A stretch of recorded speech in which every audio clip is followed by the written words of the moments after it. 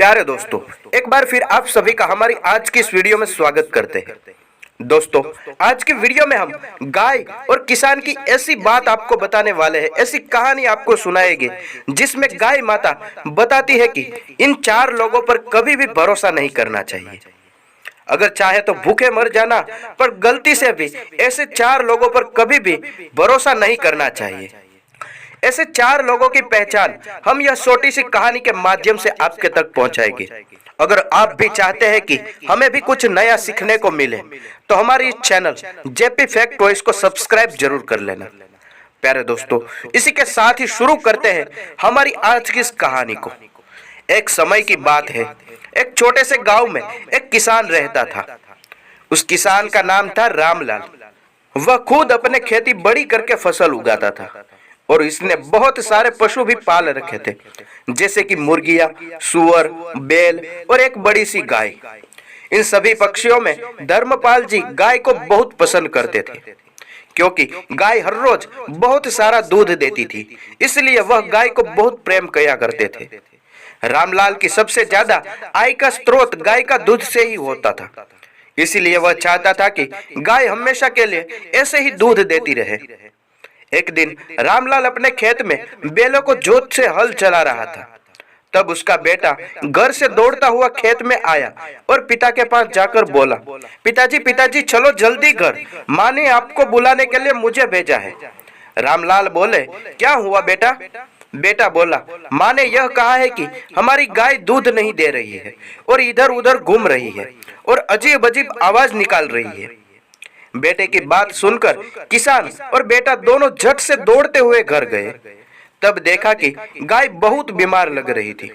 किसान की पत्नी ने दूध निकालने की बार बार कोशिश करती रही, लेकिन गाय दूध निकालने नहीं देती थी और देखते ही देखते गाय नीचे गिर गई।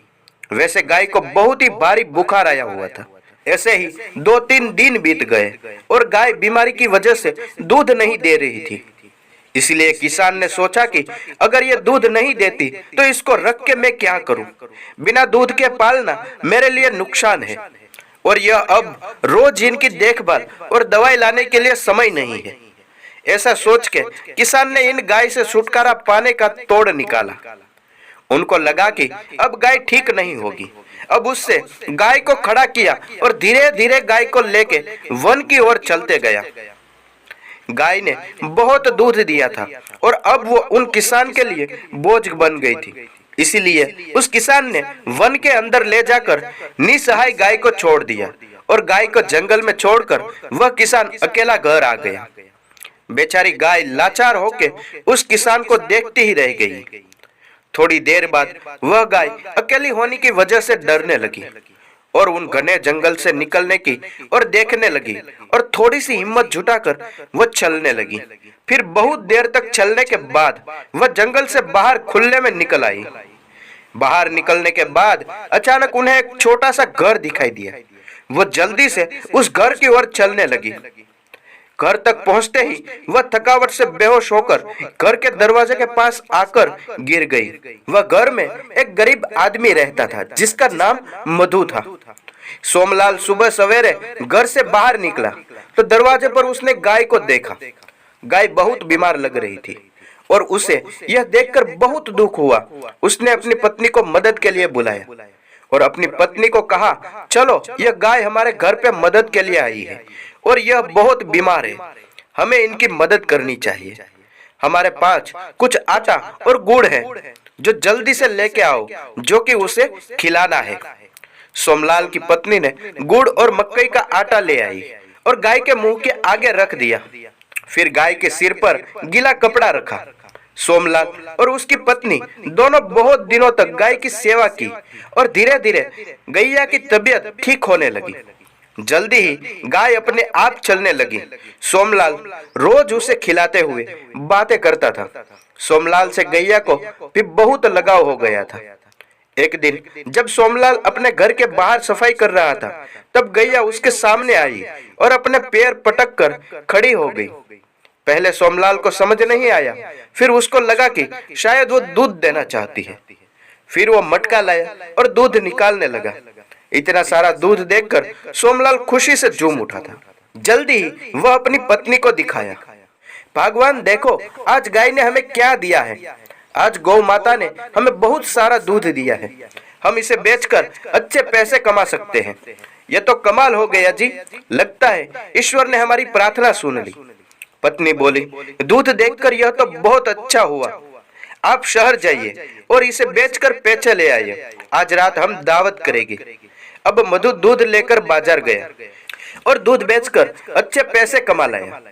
उसने भगवान को धन्यवाद किया।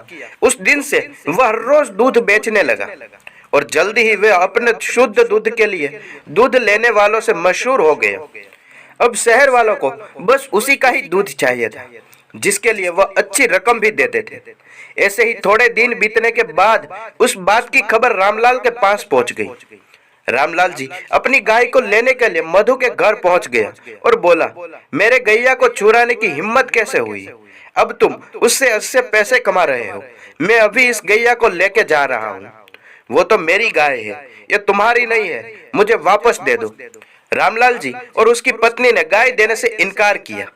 हमने यह बीमार गाय की बहुत देखभाल की है, तब जाके यह गाय ठीक हुई है। अगर हम इनकी देखभाल नहीं करते तब तो वह मर जाती। अब तुमको यह गाय मांगने के लिए शर्म नहीं आती है?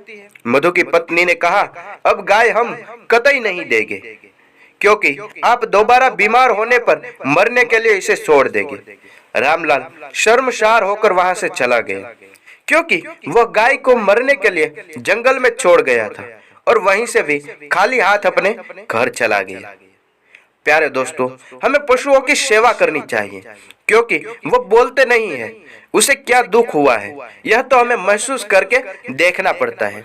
प्यारे दोस्तों, रामलाल की तरह हमें भी कभी स्वार्थी नहीं होना चाहिए, क्योंकि स्वार्थी व्यक्ति को पहचानना कई बार आसान होता है और कई बार काफी मुश्किल हो जाता है, क्योंकि वे बातें बनाने में काफी माहिर होते हैं।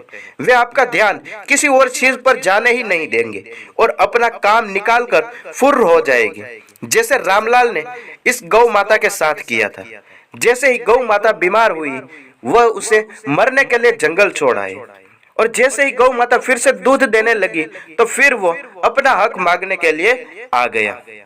प्यारे दोस्तों, जब आपको उनकी मदद की जरूरत होती है तो वे हमेशा आपकी मदद करने से बचते हैं, तो ऐसे लोगों से भी हमेशा दूरी बनाकर रखनी चाहिए। प्यारे दोस्तों, ऐसे स्वार्थी लोगों से भी दूर रहना चाहिए, जो कि स्वार्थी लोग झूठे और चालाकी करने वाले होते हैं। वे कभी माफी नहीं चाहते, क्योंकि उन्हें लगता है कि आप उसके नीचे हैं। उसके बजाय वे झूठे का सहारा लेते हैं। प्यारे दोस्तों, ऐसे लोगों से भी आप हमेशा दूरी बनाकर रखनी चाहिए। और चौथी बात यह है कि हमेशा अपने बारे में सोचने वाले व्यक्ति से भी दूरी बनाकर रखनी चाहिए। अगर आप अपने आसपास के लोगों में कुछ बातें नोटिस करोगे तो समझ पाओगे कि वे हमेशा खुद के बारे में पहले सोचते हैं। इनके लिए सबसे ज्यादा जरूरी अपना फायदा होता है और ये उसी पर फोकस करते हैं। ऐसे लोग मुसीबत में आपका साथ छोड़ देते हैं। इनसे दूर रहने में ही आपकी भलाई है, क्योंकि ये अपने स्वार्थ के लिए आपका इस्तेमाल करने से भी पीछे नहीं हटते हैं। इसीलिए हमेशा अपने बारे में सोचने वाले व्यक्तियों से दूर रहना चाहिए। प्यारे दोस्तों, इस गाय माता की कहानी से हमें महत्वपूर्ण 4 बातें सीखने को मिलती है, जो इस वीडियो के माध्यम से आपने सुनी है। अगर आपको भी यह कहानी पसंद आई हो तो हमें कमेंट के जरिए अवश्य बताइए।